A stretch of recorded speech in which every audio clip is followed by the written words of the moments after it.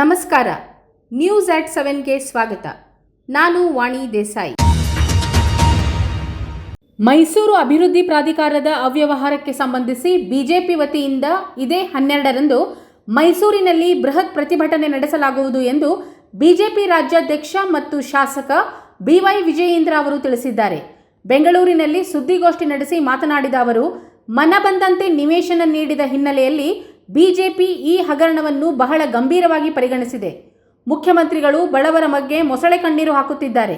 ಈಗಾಗಲೇ ನಡೆದ ನಿವೇಶನ ಹಂಚಿಕೆಯನ್ನು ರದ್ದು ಮಾಡಬೇಕು, ಹಗರಣದ ಸಮಗ್ರ ತನಿಖೆಯನ್ನು ಸಿಬಿಐಗೆ ಕೊಡಬೇಕು ಎಂದು ಆಗ್ರಹಿಸಿದರು. ಸಿದ್ದರಾಮಯ್ಯನವರು ಅವ್ರ ಹೆಂಡತಿಗೂ ಫ್ರೀ ಇವ್ರ ಹೆಂಡತಿಗೂ ಫ್ರೀ ಅಂತ ಹೇಳಿದ್ರು. ಪಾಪ ರಾಜ್ಯದಲ್ಲಿರ್ತಕ್ಕಂಥ ಬಡವರಿಗೆ 2,000 ರೂಪಾಯಿ ಕೊಡ್ತೇನೆ ಅಂತ ಹೇಳಿ ತಮ್ಮ ಪತ್ನಿಗೆ ಒಂದು ನಿವೇಶನಕ್ಕೆ 2 ಕೋಟಿಗೂ ಹೆಚ್ಚು ಬೆಲೆ ಬಾಳ್ತಕ್ಕಂಥ ಒಟ್ಟು 14 ನಿವೇಶನಗಳು, ಸುಮಾರು 63-64 ಕೋಟಿಗೂ ಹೆಚ್ಚು ಬೆಲೆ ಬಾಳ್ತಕ್ಕಂಥ ನಿವೇಶನವನ್ನ ತಮ್ಮ ಪತ್ನಿಗೆ ಇವತ್ತು ಸೈಟ್ ಅಲಾಟ್ ಆಗಿರ್ತಕ್ಕಂಥದ್ದು. ಇದನ್ನ ಇವತ್ತು ರಾಜ್ಯದ ಜನರು ಕೂಡ ಪ್ರಶ್ನೆ ಮಾಡ್ತಾ ಇದ್ದಾರೆ. ಬಹುಶಃ ತಮ್ಮ ಅವಧಿಯಲ್ಲಿ ಅವ್ಯವಹಾರ ನಡೆಸಿ ತಮ್ಮದೇ ಸರ್ಕಾರದಿಂದ ಪರಿಹಾರವನ್ನ ಕೇಳಿರ್ತಕ್ಕಂಥ ಮುಖ್ಯಮಂತ್ರಿಗಳು ಈ ದೇಶದಲ್ಲಿ ಯಾರು ಇದ್ದರೆ ನಮ್ಮ ರಾಜ್ಯದ ಮುಖ್ಯಮಂತ್ರಿಗಳು ಸಿದ್ದರಾಮಯ್ಯನವರು. ಮೈಸೂರಿನ ಮೂಡಾದಲ್ಲಿ ಕಾನೂನು ಪ್ರಕಾರವೇ ನಿವೇಶನ ಹಂಚಿಕೆ ಮಾಡಲಾಗಿದೆ ಎಂದು ಮುಖ್ಯಮಂತ್ರಿ ಸಿದ್ದರಾಮಯ್ಯ ಮೈಸೂರಿನಲ್ಲಿಂದು ಹೇಳಿದ್ದಾರೆ. ನಮ್ಮ ಜಮೀನನ್ನು ಅಕ್ರಮವಾಗಿ ವಶಪಡಿಸಿಕೊಳ್ಳಲಾಗಿತ್ತು, ಇದನ್ನು ಮೂಡಾವೇ ಒಪ್ಪಿಕೊಂಡಿದೆ, ಹೀಗಾಗಿ ಪರ್ಯಾಯವಾಗಿ ನಿವೇಶನ ನೀಡಿದ್ದಾರೆ ಎಂದು ಸ್ಪಷ್ಟಪಡಿಸಿದ ಅವರು, ಮೂಡಾದಲ್ಲಿ ಕೇಳಿ ಬಂದಿರುವ ಅವ್ಯವಹಾರ ಕುರಿತು 2 IAS ಅಧಿಕಾರಿಗಳ ನೇತೃತ್ವದಲ್ಲಿ ತನಿಖೆ ಆದೇಶಿಸಲಾಗಿದೆ. ತನಿಖಾ ವರದಿ ಬಂದ ನಂತರ ತಪ್ಪಿತಸ್ಥರ ವಿರುದ್ಧ ಕ್ರಮ ಕೈಗೊಳ್ಳಲಾಗುವುದು ಎಂದು ಅವರು ಹೇಳಿದರು. ಮೂಡಾದಲ್ಲಿ 2000 ಅಕ್ಟೋಬರ್ ತಿಂಗಳಲ್ಲೇ ಈ 50-50 ಸೈಟ್ ಕೊಡಬೇಡಿ ಅಂತ ಹೇಳಿದ್ದಾರೆ.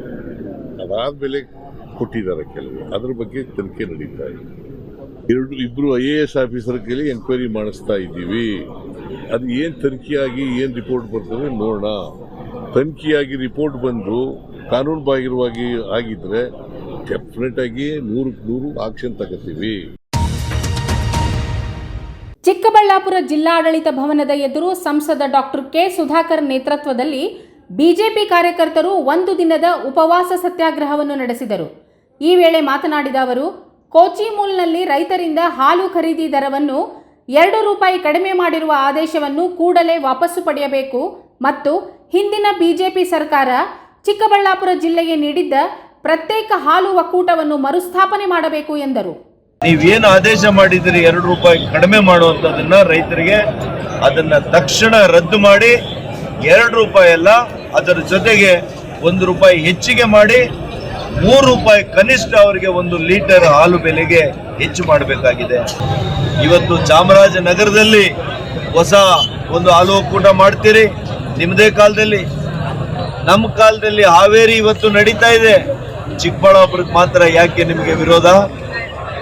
ಇದು ಕೇವಲ ರಾಜಕೀಯ ದ್ವೇಷ.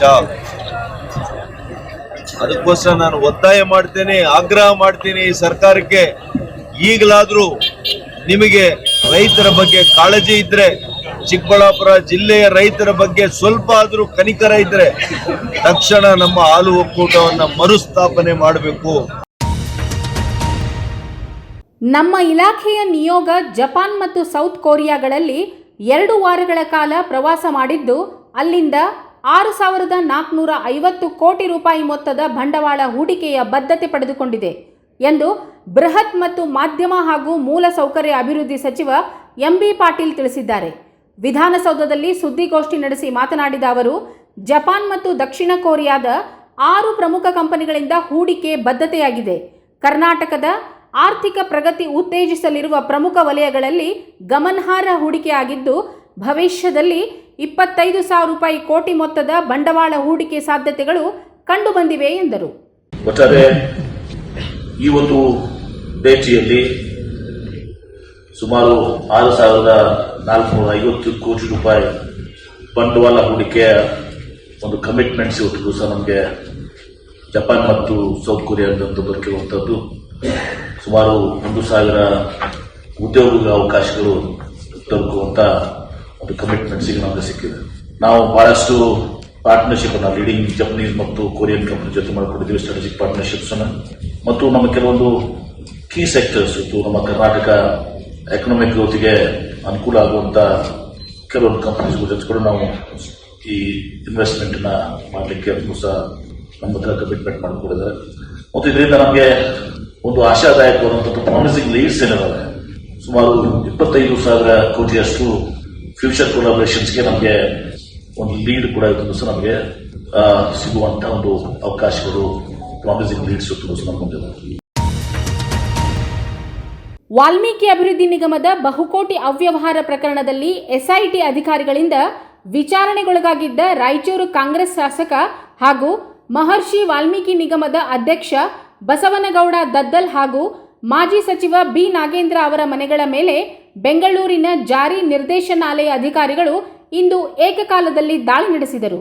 ಬೆಂಗಳೂರು, ಬಳ್ಳಾರಿ ಹಾಗೂ ರಾಯಚೂರಿನಲ್ಲಿರುವ ನಾಗೇಂದ್ರ ಹಾಗೂ ಬಸವನಗೌಡ ದದ್ದಲ್ ಮನೆ ಮೇಲೆ ಹಾಗೂ ಕಚೇರಿಗಳ ಮೇಲೆ ದಾಳಿ ಮಾಡಲಾಗಿದ್ದು, ಬಿ ನಾಗೇಂದ್ರ ಹಾಗೂ ಅವರ ಇಬ್ಬರು ಆಪ್ತ ಸಹಾಯಕರನ್ನು ಅಧಿಕಾರಿಗಳು ವಶಕ್ಕೆ ಪಡೆದಿದ್ದಾರೆ.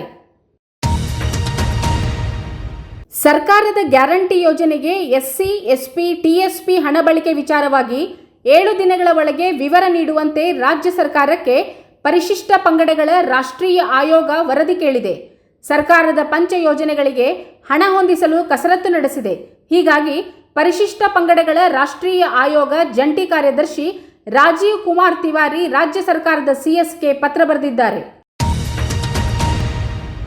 ಆಸ್ಟ್ರಿಯಾ ದೇಶಕ್ಕೆ 2 ದಿನಗಳ ಭೇಟಿಯಲ್ಲಿ ಮೋದಿ ಅವರಿಗೆ ಆಸ್ಟ್ರಿಯಾದ ಗಣ್ಯರು ಹಾಗೂ ಆಸ್ಟ್ರಿಯಾದ ಖ್ಯಾತ ಸಂಗೀತಗಾರರು ವಂದೇ ಮಾತರಂ ಸಮೂಹ ಗಾಯನ ಮೂಲಕ ಸ್ವಾಗತ ಕೋರಿದ್ದಾರೆ.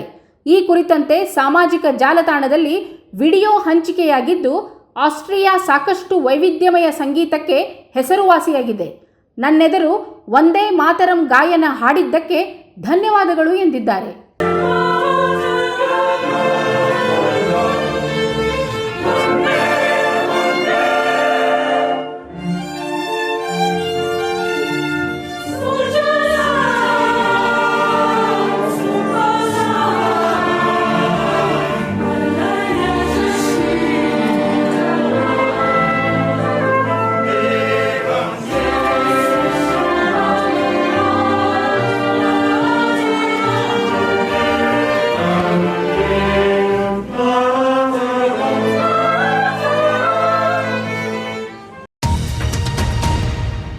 ಇನ್ನಷ್ಟು ಬರವಣಿಗೆಗಳು, ವಿಶೇಷ ಲೇಖನಗಳು ನಿಮಗಾಗಿ ಕಾಯ್ತಾ ಇರ್ತವೆ. ಓದ್ತಿರಲ್ವಾ?